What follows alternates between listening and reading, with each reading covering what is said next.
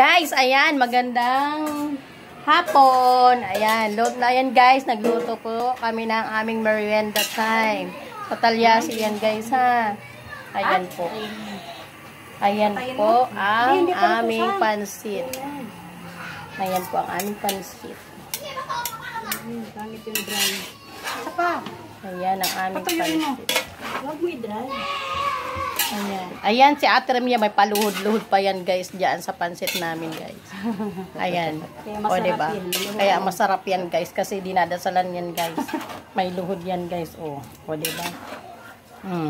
Tapos masarap din yung naghahalo. O, ayan daw, masarap din daw yung naghahalo. Ayan guys, ang aming pansit. Ayan, ready to eat na guys. Ayan, di ba guys? Oh, look! Ayan, ganyan guys, kaganda ang kulay ng pansit namin. Ayan, very, very beautiful yan guys. Ayan. Ayan, may mga buo-buo pa guys. May mga lambi-lambitin pa yung iba dyan. Ayan. Talyasi yan guys. Ano lang to?